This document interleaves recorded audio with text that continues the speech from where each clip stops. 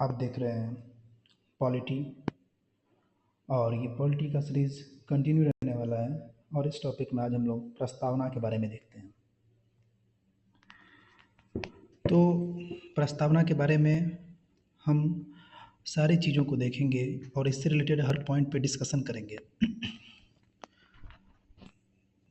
प्रस्तावना सबसे पहले जो प्रस्तावना है वो आया कहाँ से था। तो पिछले वीडियो में मैंने आपको बताया था कि नेहरू जी ने 13 दिसंबर 1946 को एक उद्देश्य प्रस्ताव संविधान के समक्ष प्रस्तुत किया था। उसी उद्देश्य प्रस्ताव को संविधान सभा ने 26 नवंबर 1949 को प्रस्तावना के रूप में स्वीकार कर लिया था। तो समझ गए प्रस्तावना कहाँ से आया था। भारतीय संविधान में प्रस्तावना का विचार अमेरिका के संविधान से लिया गया है। अमेरिका के संविधान से लिया गया है भारत संविधान में प्रस्तावना का विचार। और प्रस्तावना की भाषा ऑस्ट्रेलिया के संविधान से लिया गया है। अगर पूछे कि प्रस्तावना का विचार कहाँ से लिया गया है तो अमेरिकी संविधान, और अगर पूछे प्रस्तावना की भाषा तो ऑस्ट्रेलिया का संविधान। इसमें कन्फ्यूजन नहीं होना चाहिए, ये दोनों पॉइंट आपको क्लियर होना चाहिए। अमेरिकी संविधान से प्रस्तावना का विचार और ऑस्ट्रेलिया के संविधान से प्रस्तावना की भाषा। प्रस्तावना को संविधान की कुंजी भी कहा जाता है। बिल्कुल, यानी कि आप प्रस्तावना देख के अपने संविधान का एक ओवरव्यू ले सकते हैं। आइए आगे बढ़ते हैं।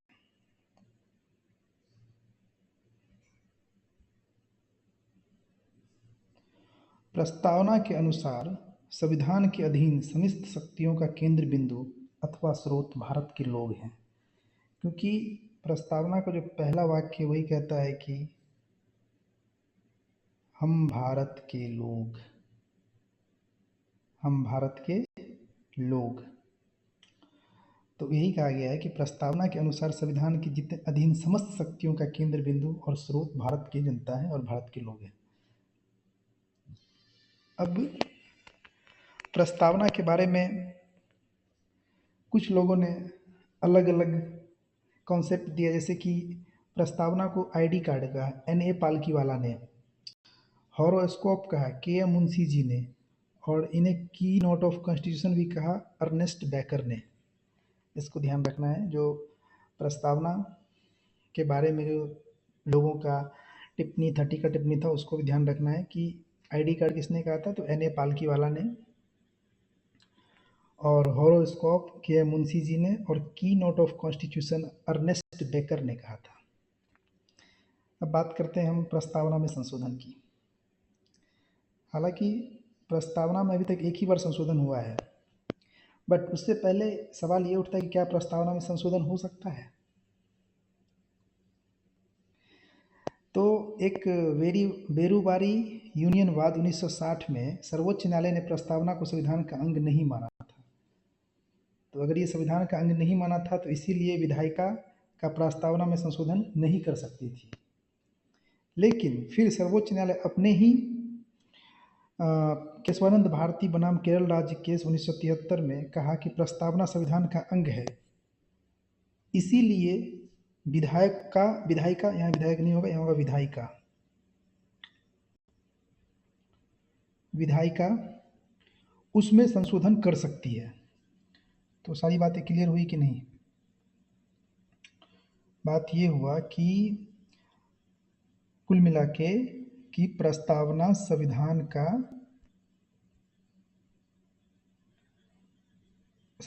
का अंग है, इसीलिए विधायिका उसमें संशोधन कर सकती है। जो कि पहले वो सुप्रीम कोर्ट इस बात से मना कर दिया था कि प्रस्तावना को संविधान का अंग नहीं माना जाएगा, इसीलिए विधायिका का प्रस्तावना में संशोधन नहीं कर सकती है। अब देखते हैं कि प्रस्तावना में संशोधन हुआ भी नहीं। तो देखिए,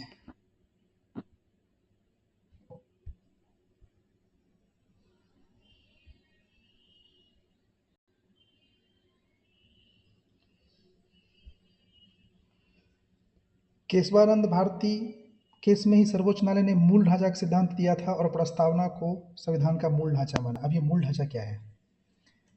ये मूल ढांचा सर्वोच्च न्यायालय का एक विशिष्ट हथियार है। कहने का मतलब संविधान सर्वोच्च न्यायालय मूल ढांचा अभी कोई फिक्स नहीं है कि ये मूल ढांचा है, ये मूल ढांचा है। समय के साथ साथ उसने मूल ढांचा का परिभाषा को एलेबोरेट किया और किन किन चीज़ों को मूल ढांचा में रखा जाएगा या किन चीज़ों को मूल ढांचा में नहीं रखा जाएगा, वो उनका डेफिनेशन समय समय पे देते रहते हैं। तो प्रस्तावना को भी उन्होंने मूल ढांचा में रखा और संविधान का मूल ढांचा माना, ताकि विधायिका इसको इतनी आसानी से संशोधन नहीं कर सके। मूल ढांचा का मतलब ये है कि आप उसको डायरेक्ट खत्म नहीं कर सकते या कुछ ऐसे बदलाव नहीं कर सकते हैं। आप उस मूल ढांचा का मतलब है कि आप स्लाइटली चेंज कर सकते हैं, लेकिन उसका जो मेन तथ्य है, मेन थ्योरी है, वो आप खत्म नहीं कर सकते हैं। तो फिर इसमें 42वां संविधान संशोधन, 42वां संविधान संशोधन, जिसको हम लोग मिनी कॉन्स्टिट्यूशन भी बोलते हैं, मिनी कॉन्स्टिट्यूशन। इसमें मतलब कि बहुत ज़्यादा संशोधन हुआ था, जो 1976 में हुआ था। इसको हम लोग क्या बोलते हैं, मिनी कॉन्स्टिट्यूशन। इसमें समाजवादी, पंथ निरपेक्ष और राष्ट्र की अखंडता शब्द जोड़े गए। 42वां संविधान संशोधन 1976 में इसमें समाजवादी, पंथ निरपेक्ष और राष्ट्र की अखंडता शब्द जोड़े गए। तो ये ध्यान रखना है कि अब तक प्रस्तावना में सिर्फ एक बार संशोधन हुआ है, और संशोधन क्या हुआ है कि इसमें इन तीनों शब्द को ऐड किया गया, समाजवादी, पंथ निरपेक्ष और राष्ट्र की अखंडता। तो ये हमारा देख लीजिए प्यारा सा प्रियम्बल है, भारत का संविधान प्रियम्बल। हम भारत के लोग भारत को एक संपूर्ण प्रभुत्व संपन्न समाजवादी, पंथ निरपेक्ष, लोकतंत्रात्मक गणराज्य बनाने के लिए तथा उसके समस्त नागरिकों को सामाजिक, आर्थिक और राजनीतिक न्याय, विचार, अभिव्यक्ति, विश्वास, धर्म और उपासना की स्वतंत्रता, प्रतिष्ठा और अवसर की समता प्राप्त कराने के लिए तथा उन सब में व्यक्ति की गरिमा और राष्ट्र की एकता और अखंडता सुनिश्चित करने वाली बंधुता बढ़ाने के लिए दृढ़ संकल्प होकर अपने इस संविधान में आज 26 नवंबर 1949 ईस्वी, इसमें मिति मार्गशीर्ष शुक्ल सप्तमी संवत 2006 विक्रमी को एतद द्वारा इस संविधान को अंगीकृत, अधिनियमित और आत्मसमर्पित करते हैं। तो ये एक मोटा मोटा एक ओवरव्यू है हमारे प्रियम्बल का। अब इसमें हम लोग सारे पॉइंट्स को देखेंगे। तो देखिए, जो पहला लाइन कहता है वो क्या कहता है, हम भारत के लोग। कहने का मतलब है हम भारत के लोग, मतलब कि भारत का संविधान को कौन बूस्ट करता है, तो भारत के लोग, भारत के लोग।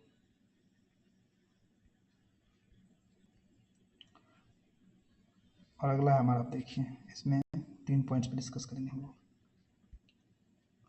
प्रभुत्व संपन्न, यानी कि हम कोई भी निर्णय लेने के लिए स्वतंत्र हैं, हमारे ऊपर किसी का प्रेशर नहीं है, हम संपन्न हैं पूरी तरीके से, और कोई हम पर प्रेशर नहीं डाल सकता है कि आप ऐसा करो आप ऐसा करो। कोई जैसे कि इससे पहले ब्रिटिश का शासन था, ऐसा कुछ भी नहीं है। हम लोग सॉवरेन कंट्री हैं, खुद का डिसीजन खुद ले सकते हैं, किसी के प्रेशर में नहीं आ सकते हैं। अगला अगला है समाजवादी। समाजवादी समाजवादी भारत में किस तरह की समाजवादी है? भारत में मिक्स्ड समाजवादी है। किस तरह की समाजवादी है? मिक्स्ड समाजवादी है। अब समाजवादी भी 3 तरह के होते हैं, ज़रा इसको देखिएगा। समाजवादी इसको मैं बताता हूँ आपको, यहाँ पे खाली पेज है। समाजवादी 3 तरह के होते हैं।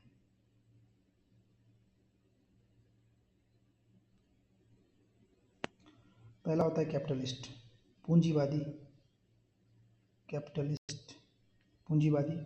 दूसरा होता है मिक्स्ड, और तीसरा होता है, सॉरी एक सेकंड,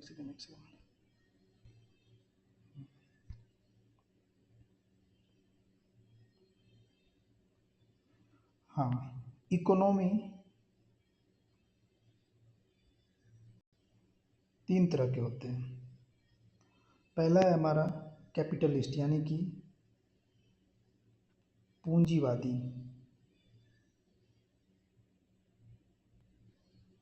पूंजीवादी दूसरा है हमारा मिश्रित, और तीसरा है हमारा समाजवाद। पूंजीवादी क्या होता है? पूंजीवादी क्या होता है?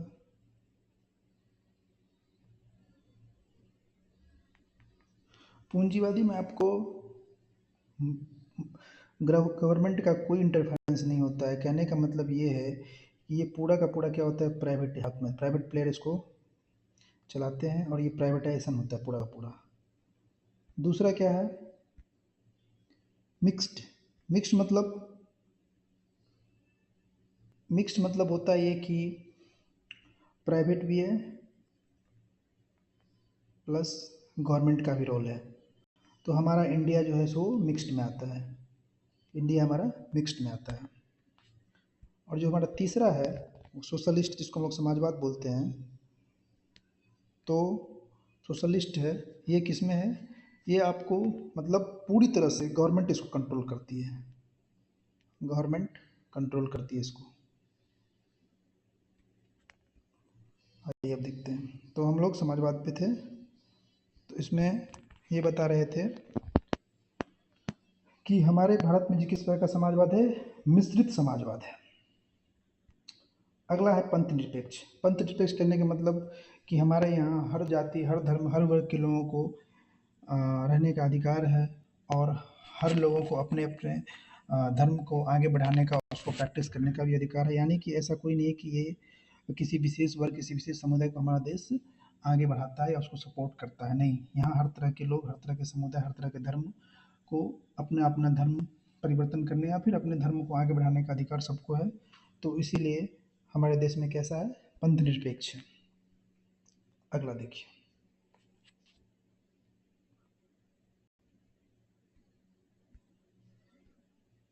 लोकतंत्रात्मक। ये क्या होता है लोकतंत्रात्मक? इसका मतलब होता है कि यहाँ पे जो सुप्रीम लीडर होते हैं या जो लीडर होते हैं उसको लोग चुन के भेजते हैं। ऐसा नहीं कि राजतंत्र है या मोनार्की शासन, लोकतंत्र का शासन है। अब लोकतंत्र में भी क्या होता है, डायरेक्ट इलेक्शन या फिर इनडायरेक्ट। तो हमारे यहाँ जो हेड ऑफ स्टेट, जैसे कि हमारे हेड ऑफ स्टेट कौन है, प्रेसिडेंट। तो प्रेसिडेंट का जो इलेक्शन होता है वो कैसा होता है, इनडायरेक्टली होता है। तो हमारे यहाँ इनडायरेक्ट होता है, लेकिन किसी किसी देश में डायरेक्ट होता है। तो कहने का मतलब है कि जो लोकतंत्रात्मक शब्द जोड़ा गया, इसका मतलब ये है कि जो ऊपर के पद पे बैठे हुए लोग, जैसे कि हमारे प्रधानमंत्री या राष्ट्रपति जो है, वो जनता के द्वारा चुने जाते हैं, भले ही वो अप्रत्यक्ष रूप से चुने जाते हैं। यहाँ पे कोई राजतंत्र का शासन नहीं है। अगला है गणराज्य। गणराज्य का मतलब क्या होता है, इसको भी समझिए। गणराज्य का मतलब होता है कि राज्य के जो हेड हैं, head of state is elected not nominated. गणराज्य का मतलब क्या है कि जो हमारे देश के जो प्रमुख हैं, यानी कि राष्ट्रपति, वो इलेक्टेड है, ना कि नॉमिनेटेड हैं। अब बोलिए कि नॉमिनेटेड कहाँ होता है? यूएसए, यूएसए में भी इलेक्टेड होता है, लेकिन यूएसए में क्या होता है ना कि यूएसए में डायरेक्टली इलेक्टेड होता है। लेकिन यूके, यूके में क्या होता है, यूके में ना ही वोटिंग होती है, मतलब वो एक वंशानुगत आ रही है, ठीक है। तो यहाँ पे क्या हो गया, ये यूके हमारा रिपब्लिक नहीं हुआ है, ये गणराज्य नहीं है। तो ठीक है, आगे ये न्याय। हमारे संविधान में 3 तरह के न्याय के बारे में बताया गया है, सामाजिक न्याय, आर्थिक न्याय और राजनीतिक न्याय। तो कितने तरह के न्याय हैं? 3 तरह के न्याय हैं, जिसको आप लोगों को ध्यानपूर्वक देखना है। क्वेश्चन अगर पूछे कि हमारे संविधान में प्रस्तावना में कितने तरह के न्याय का उल्लेख किया गया है, तो 3 तरह के न्याय के। कौन कौन? सामाजिक, आर्थिक और राजनीतिक। फिर स्वतंत्रता। हमारे संविधान में 5 तरह की स्वतंत्रता का उल्लेख किया गया है: विचार, अभिव्यक्ति, विश्वास, धर्म और उपासना की स्वतंत्रता। इसको भी आपको याद रखना है। विचार, अभिव्यक्ति, विश्वास, धर्म और उपासना की स्वतंत्रता। फिर क्या अगला टॉपिक, समानता। दो तरह की समानता का उल्लेख किया गया है, प्रतिष्ठा और अवसर की समानता। कितने तरह की समानता है? दो तरह के। तो न्याय हो गए 3 तरह के, स्वतंत्रता हो गए 5 तरह के, और समानता हो गए 2 तरह की। इसको थोड़ा सा ध्यान रखिएगा आप लोग। अगला,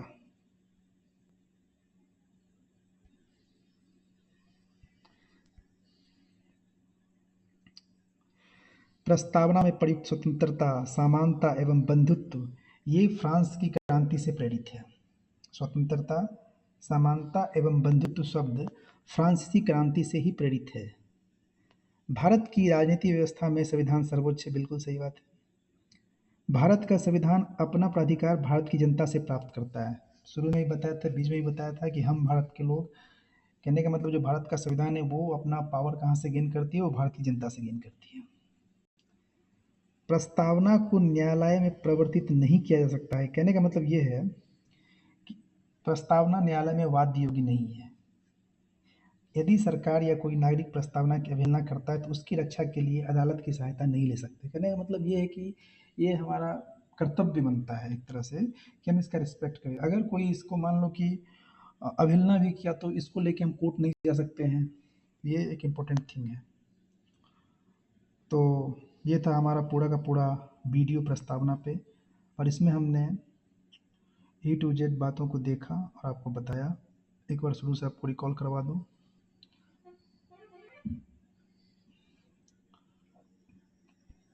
तुरंत 2 मिनट में जो बात याद करने योग्य है। प्रस्तावना का विचार अमेरिका के संविधान से लिया गया है। प्रस्तावना की भाषा ऑस्ट्रेलिया के संविधान से लिया गया है। खत्म। प्रस्तावना को संविधान की कुंजी कहते हैं। आईडी कार्ड पालकी वाला, horoscope KM Munshi, keynote Ernest Baker. प्रस्तावना में संशोधन किया जा सकता है कि नहीं? तो बिल्कुल किया जा सकता है। अब तक कितनी बार हुआ है? एक बार हुआ है। कब हुआ है? 42वां संविधान संशोधन 1976 में हुआ है। क्या हुआ था? तो इसमें 3 शब्द जोड़े गए थे, समाजवादी, पंथ निरपेक्ष, राष्ट्र की अखंडता शब्द जोड़े गए थे। क्लियर? प्रस्तावना को संविधान का मूल ढांचा माना है सर्वोच्च न्यायालय ने। आगे आइए, इसमें देखिए प्रस्तावना में कितने तरह के न्याय का उल्लेख है? 3 तरह के, स्वतंत्रता 5 तरह के, और समता समानता या 2 तरह के। उसके बाद ये हो गया अपना, तो लास्ट में देख लीजिए कुछ फैक्ट। 3 स्वतंत्रता, समानता और बंधुत्व शब्द फ्रांसीसी क्रांति से प्रेरित हैं। प्रस्तावना न्यायालय में प्रवर्तनीय नहीं है, यानी कि अगर कोई इसकी अवहेलना करता है तो इसके लिए हम अदालत में नहीं जा सकते हैं। तो ये था हमारा आज का टॉपिक। मिलते हैं अगले वीडियो में, तब तक के लिए धन्यवाद। और आप लोग इसको अच्छे से देखिए और कमेंट कीजिए कैसा लगा और इसमें क्या हम सुधार कर सकते हैं। जय हिंद।